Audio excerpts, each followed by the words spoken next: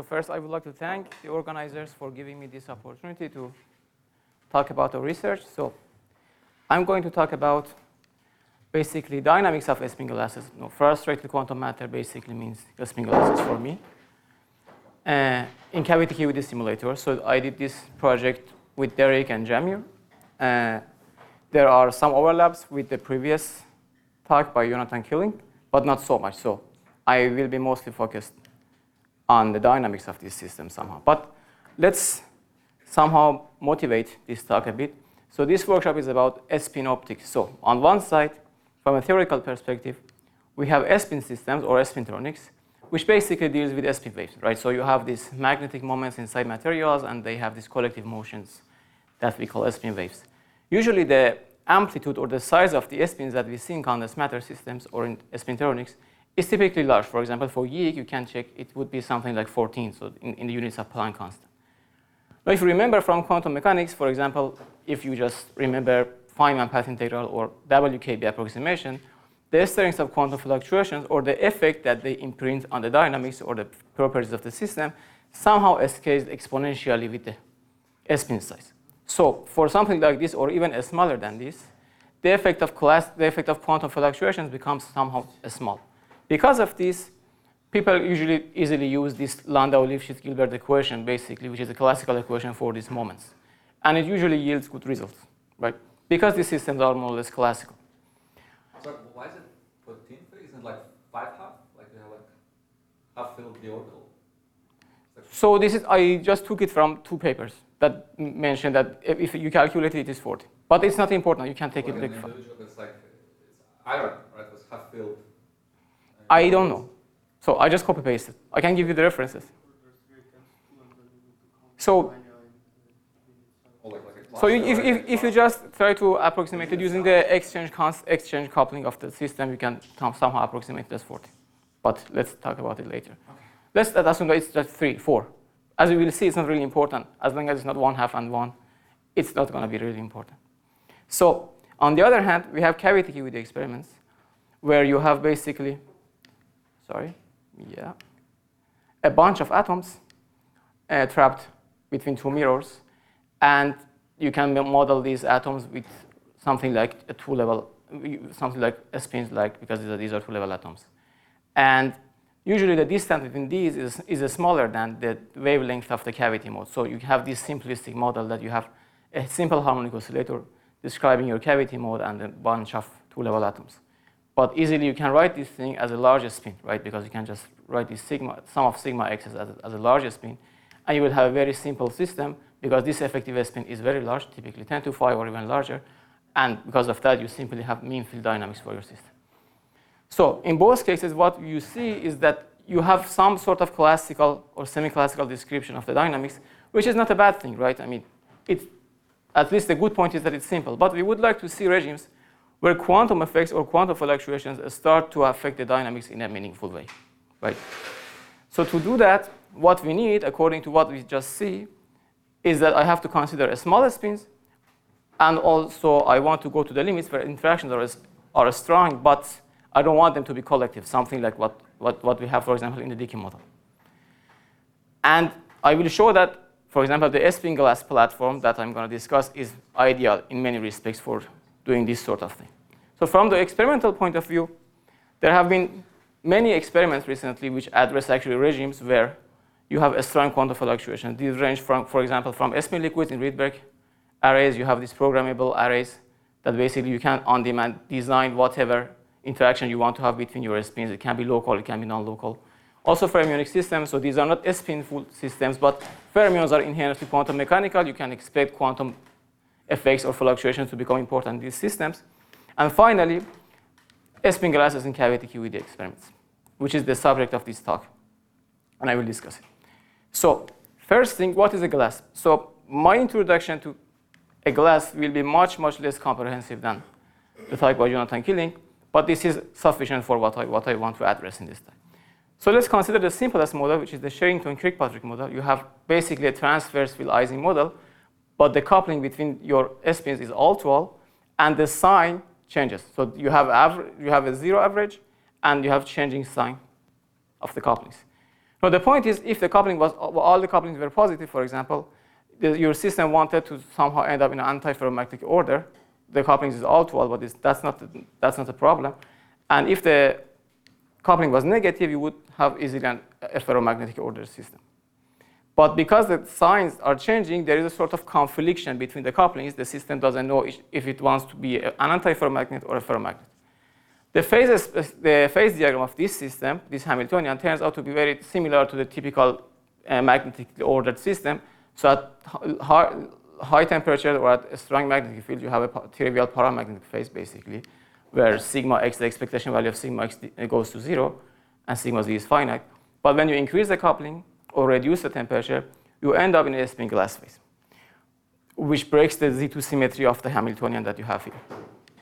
But the point is, there is a difference between this spin glass phase that you have here and the typical phase transition that you see, for example, for a ferromagnet. So in a typical, in the typical picture of the Landau theory of phase transitions, in the normal phase, you have a symmetric ground state or free energy landscape. And then when you reduce the temperature or increase the coupling, the system breaks the symmetry in the thermodynamic limit, and you will have 2 or multiple minima, and the system will end up in one of these, for example, depending on the direction of your spins up and down. But for S-spin glass, because of this conflict between the couplings, what you get is something like a rugged energy landscape for the problem. So for example, your free energy will have multiple minima. Of course, only one of them is the absolute correct minimum, but because these are separated from each other by very large energy barriers, if the system ends up in one of these, it will remain there for a very long time. And okay. And the type of order that you get for a spin glass system is something like this. So S-spins will not have a uniform direction, but the direction of each S-spin will be frozen in time. So that's sort of glassy order. So the global magnetization is 0, but the local magnetization will not change with time. So from a dynamical perspective, glasses usually show an unusual relaxation. So if you initialize the system at some point in the phase space, let's assume that this is the phase space of the S-spin glass, and you initialize the system at some point. At short times, it can sort of probe and explore the proximity of its initial state, but it cannot really go further because it's separated by these large energy barriers. So at short times, the system shows a sort of effective temperature, which is related to fluctuation over short time scales. But if you look at the fluctuation over larger and larger time scales, then you will see the effect of this tunneling gradually, and the system will show another temperature. So a typical behavior of the glassy systems is that they usually show different temperatures depending on which energy scale or time scale you are measuring this temperature. So, of course, solid S-spin glasses have been observed before, right? So in solid state systems, you take, for example, noble metals, something like silver, gold, or copper. And these are usually metals with large carrier density, which is good.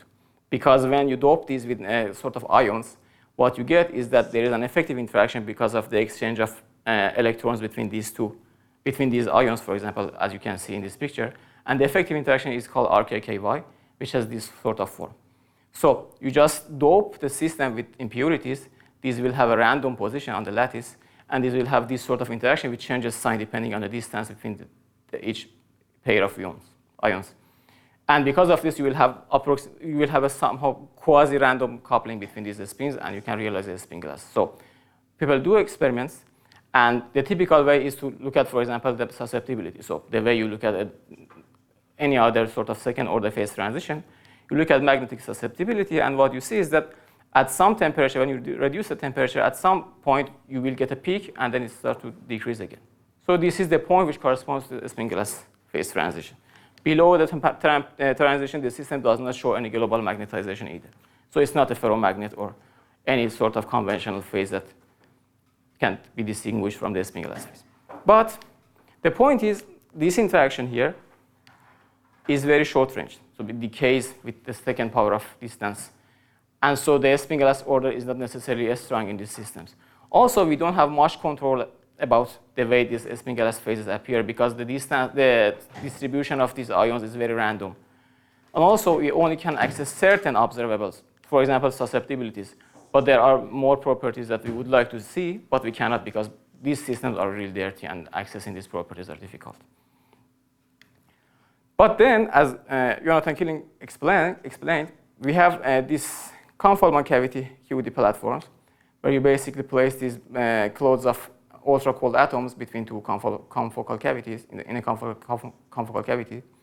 And each of these is a bunch of two-level spins, which can be approximated as a large spin. Very simple picture. And then you get a sort of all-to-all interaction between each of these large spins. So one larger spin here, for example, one larger spin here. And this coupling has a form something like this. The first two terms are really not important, but the third term is what is interesting. So this is a long-range coupling, and its sign changes depending on the relative position of the two atomic clouds, right? So it's long-range, and its sign changing. So it's ideal to realize the spin glass phase. And actually, so they have realized it. They see actually that the spin glass phase exists for this system. But the point is the effective size of the spins in this platform is very large, because there is a limit for the size of these atomic clouds. Although you may be able to somehow map the system to a smaller spin limit by activating a sort of Rydberg blockade effect, but up to this point, it's only for large spin systems. Anyway, we can be inspired by this experiment and consider a sort of toy model and a more generalized case. So I consider this setup. So I have a cavity. I will have m number of cavity modes. I assume that all of them have the same frequency. This is not a bad approximation. And I have n clouds of atoms. Each of them can be approximated as a large spin of size s. And these are coupled to the cavity modes by random couplings, right? So the random coupling here has a zero mean, and it has a variance proportional to g squared, which gives you the scale for the coupling in the system. We also can assume that the cavity has loss, because this is actually what we have in the experiments. To gain some insight about this system, you can try to adiabatically eliminate photons, right, in the limit where you don't have any losses. So it would be very easy. You get a spin-spin coupling. And the thing is, here you have you see the appearance of these disordered couplings in pairs where the first index corresponding to the photonic modes repeats. And you could say that people call these things as patterns. And you can show that the number of these patterns somehow determines the number of grounded states for these systems, the number of approximate grounded states for this system. And the crucial parameter in this setup is the ratio of the cavity modes, or the number of patterns, these are equal, to the total number of atomic clouds, or to the total number of spins in the system. And the phase diagram that you have for the system is something like this. If the coupling is weak, you have a paramagnet. It's not really important. When the coupling becomes strong, depending on this ratio, so if the number of cavity modes is small, the system is sort of a ferromagnet. By ferromagnet, what I mean is the associative memory phase, right? Because in this limit, the system can choose easily one of these grounded states that is available to it. But when you increase the number of patterns, the system becomes somehow confused and frustration occurs. So the system really cannot choose one of the grounded states, and the relaxation becomes slow and it enters the spin glass phase. So this is the regime that we are interested in this problem. So to solve the dynamics for this system, because that's the goal, what we do is that it's just for people who are interested, we first map these spins to fermions. This is it's usually called a slave fermion representation, and then we use non-equilibrium field theory methods, but I can discuss it later on in the coffee break if anybody is interested. So quench dynamics. I start from a generic state, so something uniform for spins. It's not really important the direction. So I take sigma x equal to 1, and I suddenly change the coupling from a weak value, so let's say 0, so deep inside the paramagnet phase, I quench deep inside the spin glass phase. And I want to see how the dynamics of the system depends on the spin size. So remember the initial slide, I wanted to see how quantum fluctuations start to change the dynamics of the system, the behavior of the system.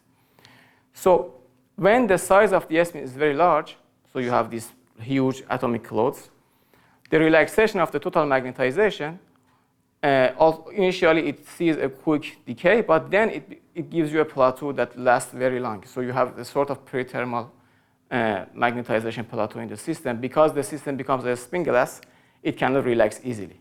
It becomes somehow slow.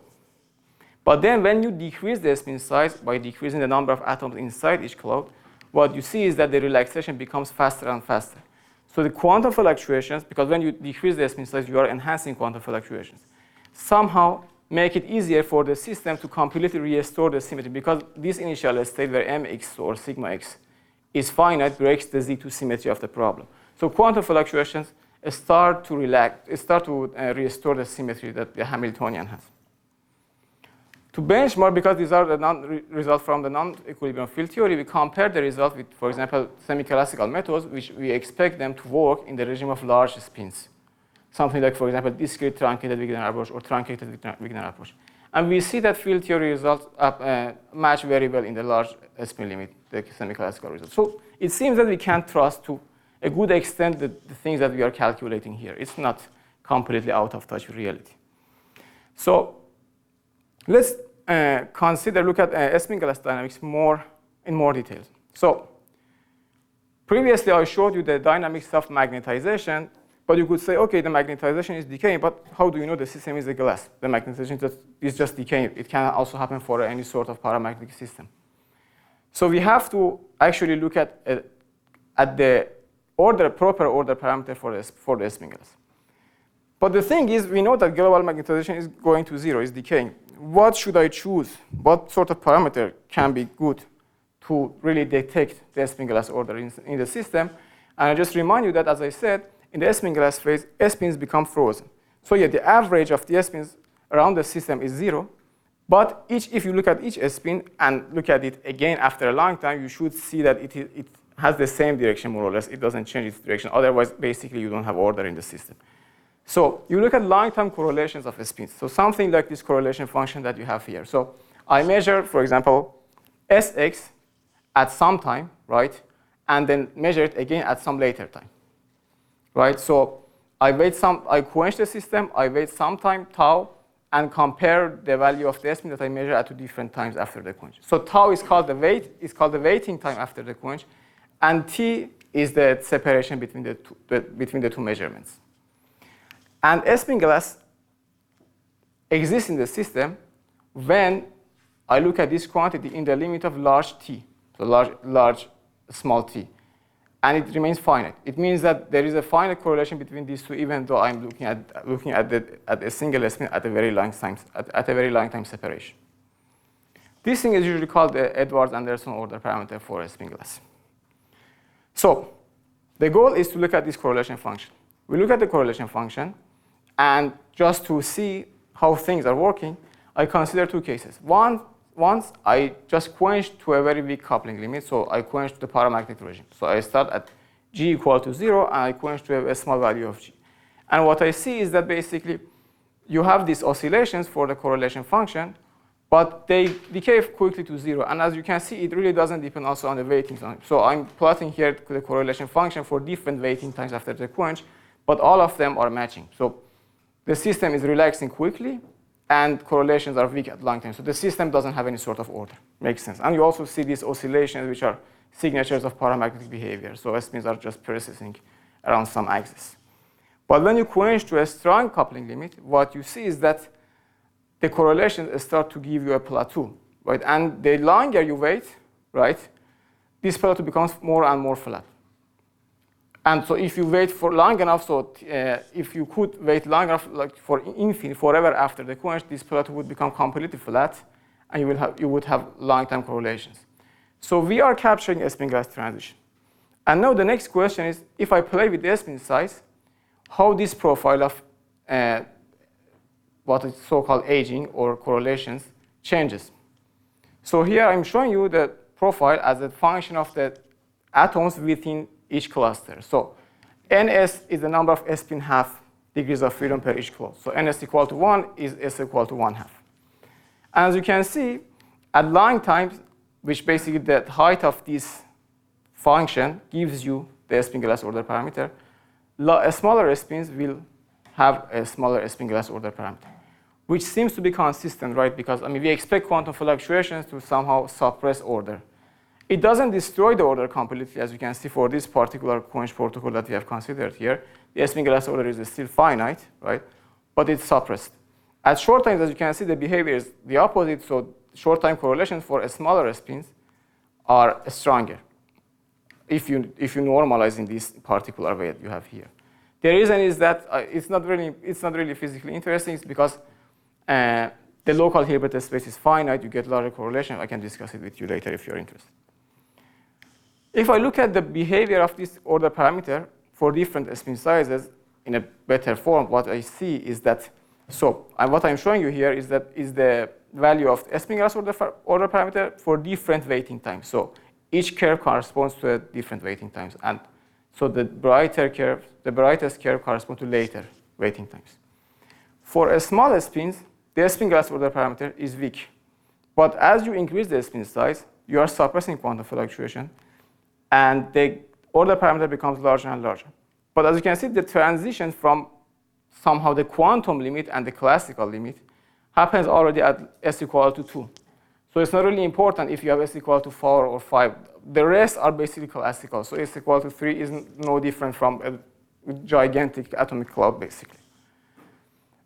And the change of the spin glass order parameter with the spin size is found to be exponential. This is also consistent with the intuition, right? The Feynman path integral intuition that I mentioned before, that fluctuations are basically suppressed exponentially in the spin size. We can also see it here. The other thing that we see is that the change in the order parameter for a smaller spins is very negligible at the time that we are seeing. So there is a small change here. While at larger values of a spin, we see that the order parameter is still increasing. So somehow the system has reached its equilibrium state faster for a smaller spins. But for larger spins, where the spin glass is stronger, it also is slower. So a stronger spin glass is also a slower spin glass. So this was one way to look at the dynamics, but there are other ways and other signatures. So I can look at statistical correlations between similar samples. So what it means is that I, for example, consider two similar systems with the same profile of disorder. So these couplings are the same between these two systems, but they are not interacting with each other in any way, right? I just evolve them separately according to this Liouville, so the system can have dissipation. And after some time, I apply measurement. I measure magnetization at each site. And what happens is that I look at the overlap of the magnetization between these two systems after a long time. And I see, and I check if there is a finite overlap or not. So what I expect is that if the system is a spin glass, the overlap would be finite, right? So there is a high chance that if I measure a certain spin in one of the replicas, I will see the same direction in the other replica for the same spin. And I look at a correlation function of this form. What you see is that actually this measure is also good for a spin glass order.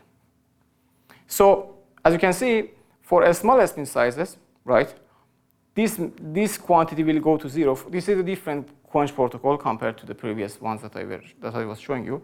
And actually, the spin glass order basically is completely destroyed for example, ns equal to 2 or s equal to 1. So there is a chance that quantum fluctuation completely destroy or melt the order. But as you increase the spin size, you will reach a finite value, and the spin glass order is stabilized. Can I ask a question about that? Sure. So how should I parse that? Like in the limit when t equals 0, I would assume that it should be maximal because the two initial states are the same.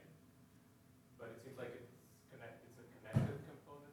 Like what is building the correlations between the two? The correlations are coming basically because they share the same pattern of the disorder. It's purely. Shouldn't it be maximal at time equals 0 because you have the same initial states? It's connected, as you can see here.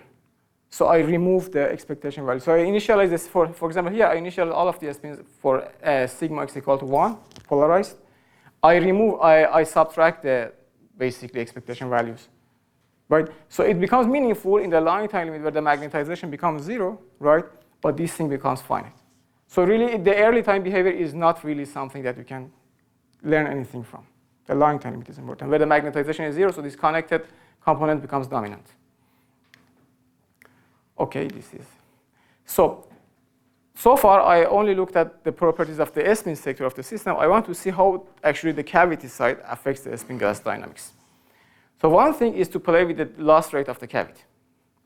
So if you start, there are quench, so for example, for one quench protocol, if you quench the system without any cavity loss, right, you won't get any spin glass order. So the overlap parameter that I mentioned in the previous slide will decay to 0. But the moment I turn on the photon loss, so even a small value of the photon loss, the spin glass order starts, or the overlap parameter starts to grow. But photon loss is good only up to some point. So I increase it, and up to some point, I see that the glass order is increasing. But after that, or beyond some point, it will start to actually suppress the glass order. So the point is, up to this point where you see this increase, it's helping cooling down the system, establishing the spin glass order. After that, basically, the dissipation becomes detrimental to the glass order that you have in the system. You also can play with the frequency of the photons, so photons don't be as merely mediators of the interaction, but participate actively in the dynamics. And what you see is that when you change the frequency of the photons and approach the frequency of the photons to the splitting of the atoms, the spin glass order is enhanced. So you have somehow resonant enhancement of this spin glass order. There are also similar proposals for enhancement of superconductivity in other systems as well. The interesting thing about this phenomenon is that there are two mechanisms which compete with each other. So the effective interaction between the spins becomes stronger when the photonic frequency approaches the atomic frequency. This is basically a resonance picture. But you also are increasing the dissipation because when these frequencies approach, you can generate more photons in the system and you heat up the cavity. We see that when the frequency of the photons is larger than the frequency of the atoms, the resonant factor dominates. But below the resonance, the losses start to win, and the spin glass order is suppressed quickly. So basically, in this regime, photons are acting like phonons. So they just destroy the order. So with this, I'm done. I just leave it here if anybody has any questions.